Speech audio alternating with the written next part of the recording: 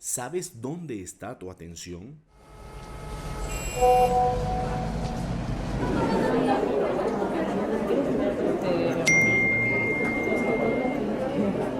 ¿Logras percibir todo a tu alrededor?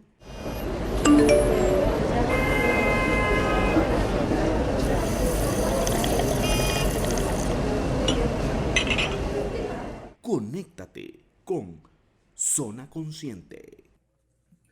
Hola, hola. Hoy inauguramos nuestro primer podcast y estamos felices de lanzarlo. Este espacio es patrocinado por ADS Pharma y es emitido desde Bogotá, Colombia. Estará bajo la conducción de David González y quien les habla de Yanira Villazón. Hola, David. Hola Deyanira, ¿cómo estás? Muy bien, muy feliz. Me imagino que tú también. Pues obvio, no solo porque es un día soleado y hermoso, sino porque también estamos inaugurando este nuevo programa que seguro será de utilidad a muchas personas, ¿no te parece? Claro que sí. Para nuestros oyentes, para todas las personas que nos escuchan, este primer podcast ha sido titulado No te canses, resiste.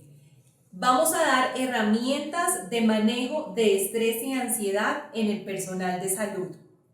Claro que sí. Y como estamos, tenemos a un invitado muy especial, el doctor Jackson Segarra Urbina, quien es psicólogo clínico y experto en salud mental con énfasis en neurociencia. Nos estamos encantados de que él nos acompañe, todo un experto que nos va a estar guiando durante este programa. Hola Jackson, ¿cómo estás? Bueno, muy buenos días para todos y muy contento disfrutando de la compañía de este equipo tan maravilloso y dispuestos a compartir conocimientos para fortalecer y transmitir felicidad y bienestar a todos nuestros oyentes. Bueno, vamos entonces, doctor Urbina, con la primera pregunta. Vamos a hablar de 5 escenarios hoy, queridos oyentes. El primer escenario que vamos a tocar tiene que ver con la sobrecarga laboral que experimentan todos los profesionales de la salud. Conocemos, doctor Urbina, que no solamente aquí en Colombia, sino en muchos países, nuestro personal o el personal que está frente en la primera línea de batalla no trabaja 8 horas como la mayoría de todos los seres humanos, sino que trabaja hasta 24 horas, 2 turnos y llegan a la casa a descansar y a veces tienen que interrumpir su descanso por salir a atender todas estas demandas y todos estos eventos que ocurren en sus clínicas, en sus entidades de salud. Esta sobrecarga laboral la hemos experimentado todos en la vida, pero si hoy vamos a estar hablando sobre nuestro personal de salud, doctor Urbina, le pregunto, ¿esta sobrecarga laboral puede destruir la salud emocional de nuestros profesionales de la salud? Sí, bueno, el panorama que estamos viviendo actualmente es un panorama sumamente alarmante. Es un panorama muy difícil para los profesionales de la salud, considerando que la exigencia en su responsabilidad es muy alta. Fíjense algo, hoy por hoy, por lo menos en el caso de Colombia, vemos algunas localidades donde la exigencia laboral, en el caso de la UCI, es extremadamente alta, donde los profesionales y las enfermeras están escasos. Entonces, mientras menos profesionales de la salud y mayor carga laboral se da, entonces encontramos un escenario de ambos extremos: poco personal y demasiado trabajo. A eso, ¿qué hacer? ¿Qué hacer? ¿Qué recomendación inicial para todos esos profesionales de la salud? Lo primero es que el profesional de la salud tiene que reconocer qué le está afectando emocionalmente a él en su trabajo. Es muy importante que cada jornada, al finalizar cada jornada, él pueda hacer una reflexión de cómo me estoy sintiendo en el aspecto emocional. Porque fíjense que dentro de las estadísticas demuestran que de cada 10 profesionales de la salud, 8 están siendo afectados, un porcentaje muy alto, el 80% está siendo afectado desde el punto de vista emocional. Ahora, algunas recomendaciones prácticas. Aparte de hacer esa autorreflexión, que es muy necesaria, también es muy importante que él enfrente la carga laboral con una buena actitud. ¿Por qué? Porque si enfrenta una carga laboral con una mala actitud, el estado emocional va a ser crítico para el profesional de la salud. Por otro lado, es muy saludable que al terminar la carga laboral, el profesional de la salud se desconecte. Inclusive, desde que se monta en su carro, debe desconectarse. Inclusive poner música de relajación, música suave que le permita llegar con nuevas energías a su casa. En tercer lugar, es muy importante que él disfrute de un buen descanso. La sobrecarga laboral unida, se puede contrarrestar con un buen descanso, un descanso no solamente del sueño, desde el punto de vista del sueño, sino descanso de desconectarse de toda esa carga. Llego a casa, me desconecto, para que esa carga laboral, para poder tomar nuevas energías, para que la carga laboral que viene el día siguiente, él pueda enfrentarla con una buena actitud. Doctor Urbina, ¿y qué actividades son recomendables en este tema de desconectarse? Digamos, ¿qué podría hacer el profesional de la salud aparte de dormir? ¿Qué más podría hacer para desconectarse? Sí, en primer lugar, volverse un niño. Cuando él llega a la casa, él tiene que volverse un niño. Y tiene que tomar tiempo de calidad para él y tiempo de calidad para la familia. Sumamente importante también que el profesional de la salud pueda hacer actividades que cambien de rutina. ¿Como cuál? Por poner un ejemplo, ¿Sí? hay ejercicios en familia que él pudiera aprovechar e involucrar, por lo menos ejercicios de gimnasia cerebral. Las pausas activas son muy importantes en la carga laboral durante el día a día. Cada cierto tiempo él puede hacer pausas activas en los principales órganos donde se está viendo afectado. Pausas activas para descansar la vista, pausas activas para descansar la columna, pausas activas para descansar nuestra mente a través de ejercicios de gimnasia cerebral. Y la lectura, y hacer un alto también de algunos medios de comunicación que aparte de la sobrecarga laboral, te vas a sobrecargar de información que puede destruir tu vida emocional. Son bombardeados, ¿no? Sí, definitivamente. En nuestro segundo escenario tenemos que nuestros profesionales de la salud tienen una constante preocupación hacia el contagio. No es el contagio normal de uno cuando está en la casa, de que me llegó el domicilio, entonces tengo que salir con tapabocas. No estamos hablando de ese contagio. Estamos hablando que esas personas atienden a muchas personas al día y todas son potenciales de COVID. Esto les puede generar ansiedad, les puede poner preocupación, no solo de su misma salud, sino a sus seres queridos. ¿Cómo podemos o qué recomendaciones les damos para que lidien con esto? Sí, aquí la palabra clave en este caso sería equilibrio entre mantener las medidas de seguridad, que de hecho ya hay que mantenerlas, ya el profesional de la salud pues conoce muy bien eso, pero puede existir una tendencia a confiarse. O sea, cuando uno maneja muy bien un escenario, siempre cae la tendencia a confiarse. Entonces, lo primero que nosotros aquí necesitamos es, sin caer en la paranoia, sin caer en la sobrevaloración de esas ideas de que me voy a contagiar, sí tener las medidas de seguridad. Eso en primer plano. Entonces, fíjense que si yo voy al trabajo y me voy a contagiar, esa misma situación me va a generar un estado de tensión, y cuando hay estado de tensión, el nivel de atención, concentración y memoria es bajo. Entonces, si me concentro, si mi nivel de concentración va a ser bajo, voy a tener muchas probabilidades de cometer errores. Entonces, una de las cosas aquí es tener las medidas de bioseguridad, pero por otro lado también tener una actitud positiva. En segundo lugar, las cosas en el trabajo deben manejarse con mucha calma. A pesar de que un trabajo acelerado, debo hacerlo con calma. Y en tercer lugar, siempre es muy importante manejar el concepto de esperanza. Saber que a pesar de que estoy en una situación de riesgo, con esa actitud positiva, con esa actitud de esperanza, yo puedo hacer las cosas de manera correcta para evitar así el contagio. Y por último, también es ver cómo yo me adapto a esos cambios, a esas frustraciones del día a día. Si yo manejo bien la tolerancia a la frustración, entonces voy a tener menos probabilidades de contagio. ¿Por qué? Porque cuando yo me frustro, pierdo los niveles de concentración. Y aquí cada paso es muy importante. Cada detalle que doy, cada movimiento que hago en la UCI, cada movimiento que hago en cualquier centro hospitalario es muy importante. Por eso los niveles de atención, concentración y memoria deben ser muy altos. Doctor Urbina, hablemos un tercer escenario, también muy importante, que se suma a estas situaciones que generan ansiedad y estrés en el personal de salud. En este tercer escenario vamos a incluir esa tensión que tienen nuestros profesionales día a día cuando saben que tienen que levantarse, entrar a la SUSI, estar frente a la muerte sin los elementos de bioseguridad adecuados, en condiciones laborales que quizá no son las debidas, y teniendo en cuenta que se están enfrentando a la muerte, porque no atienden a un paciente, sino a muchos pacientes con COVID, quizá pacientes que mueren en el frente de ellos. ¿Cómo manejar esos momentos específicos de tensión? Sí, yo quería mencionar aquí 4 recomendaciones muy prácticas. La primera es una recomendación que yo siempre le he llamado la TPO, técnica del pensamiento opuesto. O sea, cuando yo estoy frente a una situación y alimento ese pensamiento automático, que son los pensamientos de ansiedad que vienen de manera que uno no los llama, entonces cuando yo alimento esos pensamientos automáticos, los pensamientos van a generar emociones. Entonces, si pienso de manera ansiosa, entonces voy a tener automáticamente la ansiedad. Entonces lo primero es que debo pensar todo lo contrario. Si viene un pensamiento negativo, debo pensar todo lo contrario sin descuidarme, pero pensar positivo. En segundo lugar, es importantísimo expresar las emociones. La gente cuando expresa las emociones, cuando dice cómo se siente, eso le sirve como un proceso de catarsis. Entonces eso ayuda a que esa ansiedad contenida, acumulada durante mucho tiempo, por decir algo, tengo tensión porque no sé cuánto tiempo va a durar esta pandemia.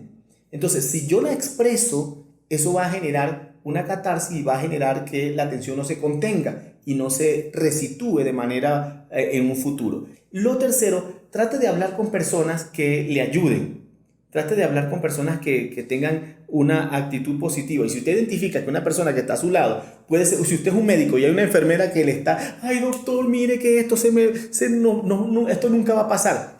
Evítela, confróntela y más bien ayude a esa persona. Y en tercer lugar, por último caso, es muy importante generar situaciones que puedan darte ese positivismo. Por poner un ejemplo. Si hoy un paciente salió de COVID, yo debo darle mucha fuerza a esa situación, a lo positivo. Si yo me concentro más en mis logros que en mis fracasos, esto va a minimizar la ansiedad y maximizar tus estrategias de afrontamiento. Entonces, muy importante que tú reconozcas tus logros, unido a la gratitud. Porque cada día que tú sales de un hospital y sales sin contagiarte, y sales vivo, y sales con salud, y has hecho algo por alguna persona, ese es un acto de gratitud. Y la gratitud es un antídoto muy maravilloso para combatir la ansiedad. Maravilloso. Doctor, un cuarto escenario, los cuales nuestros médicos tienen que afrontar, y son los dilemas éticos. Sabemos de que en muchas partes, por falta de suministros o por falta de medicamentos, muchas veces se tiene que decidir a qué paciente se le aplica cierto medicamento, y sabemos de que al decidir esto prácticamente estamos decidiendo sobre quién vive y quién muere a veces. Entonces esto también puede generar un sentimiento de culpa, es decir, no pude hacer esto por esta persona, no pude salvar a este, y este sí se pudo salvar, y resulta de que le apliqué a esta persona el medicamento, pero esta no se salvó, y la otra estaba también. ¿Cómo pueden afrontar estos sentimientos frente a los dilemas éticos en estas situaciones de pandemia y la culpa? Sí, hay algunas recomendaciones, y esto va a llegar un momento en que el dilema ético va a ser un problema mucho más grave. Ahorita estamos como que entrando en esos dilemas éticos, a quién le aplico un medicamento o no, o un recurso o no. En primer lugar es que uno tiene que dar lo mejor de uno. Cuando un médico da lo mejor de él, eso es un antídoto contra la falsa culpa. Porque el hecho de que no existan recursos no depende del médico.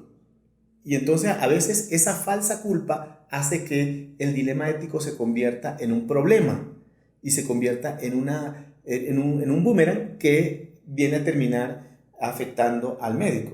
Y en segundo lugar, recuerde que los recursos no dependen de usted. No depende del profesional de la salud. Y en tercer lugar, es muy, muy importante para estos dilemas éticos tener el sentido de misión claro. Cuando yo sé como profesional de la salud para qué he sido colocado y doy lo mejor de mí, cuando tengo el sentido de misión claro, que yo estoy dando aquí, estoy aportando felicidad, estoy aportando salud. Si no puedo aportar en un momento determinado los recursos de UCI necesarios para una persona, pero puedo aportar mi mejor labor, entonces el dilema ético baja. Porque cuando el dilema ético se convierte en un problema, cuando yo no doy lo mejor de mí. También es muy importante que frente a ese dilema ético, si en algún momento hay culpa, sí, porque pudiera existir, es bueno que el profesional de la salud lo converse. Y aquí está, porque desde afuera otra persona te puede dar otra perspectiva de la situación. Cuando yo lo converso, entonces la otra persona me dice, mira, ya va, pero tú estás bajo un sesgo emocional, porque a veces lo emocional priva sobre lo racional en situaciones como la muerte. Pero si yo lo converso, entonces tengo la oportunidad de ver el problema desde otra perspectiva. Y es por eso que los profesionales de la salud necesitan automáticamente, yo diría que es casi como indispensable, hacer catarsis con un profesional de salud mental que pueda ayudarle en el caso de tener alguna falsa culpa en estos dilemas éticos. Es un tema muy importante y lo que has dicho, el doctor Urbina, es cierto, David. Se va a agudizar porque la OMS ha declarado que muchos países tendrán cifras récord de muertes con altas tasas de contagio y en esa medida seguramente muchísimos profesionales de salud se verán en esta situación de decisión. Pasamos al último escenario, uno de los escenarios muy duros que han vivido muchos profesionales, no solamente aquí en Colombia, sino en muchos países.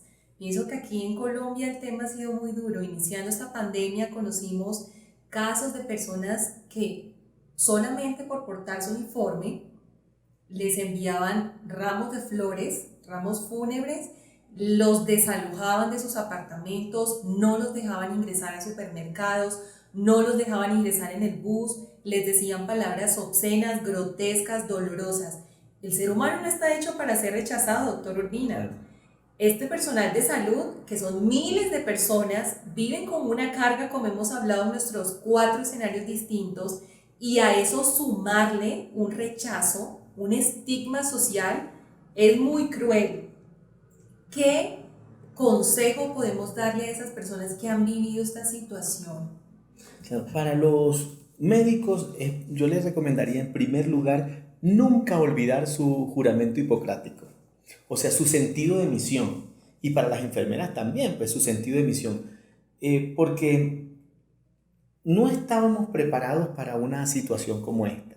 Y la gente en medio de la ansiedad ha tratado como de evitar a toda costa la cercanía de un profesional de la salud porque lo ve como un agente de contagio. Entonces, esto pudiera suceder en una sociedad que no está preparada para una situación como esta. Pero entonces lo primero que tenemos que tener claro, frente al rechazo, frente a la agresión, primero cuidarnos nuestra integridad física. Pero en segundo lugar, a pesar de esto, si esto llegara a suceder, nosotros tenemos que tener claro por qué soy médico, por qué soy una enfermera. Y que esto no me va a parar, ni me va a mí a milanar frente a mis responsabilidades. Si una persona me rechaza, 100 necesitan de mí. Si una persona me intenta agredir, 1000 necesitan de mis manos y de mi ayuda. Y aquí es muy importante tener el concepto de altruismo. O sea, y yo no sé, independientemente de la creencia espiritual que la persona tenga, que el profesional de la salud tenga, crea en lo que usted crea, aquí necesita fortalecer el elemento espiritual, porque la logoterapia, que es una de las ciencias de la psicología, dice que las personas frente a un rechazo, lo único que lo motiva a seguir adelante es su sentido de vida. O sea, ¿por qué soy médico? ¿Por qué soy una enfermera? Si mi función es sanar, curar y salvar vidas, una persona que me rechace, o 5, 3 o 4 personas que me rechacen, no me van a parar a mí para yo poder seguir con ese sentido de vida. Por eso yo quiero invitar a esos bellos profesionales de la salud que nos están escuchando. Te animo a seguir adelante. Te animo a dar lo mejor de ti. ¿Por qué? Porque muchos, si uno te rechaza, habemos miles que te levantamos la mano, que te aplaudimos y que te reconocemos en este momento que tú eres muy valioso, que tú eres muy importante para esta sociedad, para este mundo, y que cada vez que tú aportas para salvar vidas, tú estás dejando una huella en este mundo muy grande. Muchas gracias, doctor Jackson, por acompañarnos hoy. Realmente eso ha sido de mucho provecho. Hemos aprendido mucho sobre cómo tratar con los profesionales de la salud, cómo podemos ayudarlos, también tratar de acercarnos un poco más a su sentimiento, a cómo ellos pueden tener esta dinámica, cómo pueden llevar esto de la pandemia, y recordarles de que todos estamos juntos en esto. O sea, esta pandemia nos afecta a todos, pero también es el momento de unirnos todos y apoyarnos entre todos y darnos ánimos entre este momento. Algunas recomendaciones finales, ¿no? Den gracias a lo que ustedes crean, a Dios, por la vida, reconozcan lo que ustedes, lo que ustedes tienen, vida, tienen salud, tienen conocimiento. Nosotros lo necesitamos. Otra cosa que es muy importante, fortalezcan sus creencias y valores morales y espirituales. Esto nos sostiene en medio de circunstancias difíciles. Doctor Urbina, muchísimas gracias. Estamos complacidos en este set, nuestro primer podcast, un tema álgido, importante, y deseamos que de verdad pueda ser transmitido y que haya llegado al corazón de todos nuestros oyentes. Amigo, si usted hace parte del personal de salud, hemos preparado este programa para ti. Si no haces parte de este programa, de este grupo, de estos profesionales de la salud, pero tienes a conocidos, tienes amigos, por favor comparte este audio. Sabemos que somos canales de ayuda y bendición para muchas personas que necesitan escuchar estas temáticas y saber cómo abordar estas situaciones tan difíciles. Hasta aquí hemos llegado entonces con nuestro primer podcast. Te esperamos en una nueva semana y estaremos conversando sobre cómo afrontar el duelo en tiempos de pandemia. Va a estar buenísimo eso, ¿no? Buenísimo. Así que los esperamos aquí por el mismo canal. Un abrazo a todos. Listo, muchas gracias, hasta luego. Hasta luego.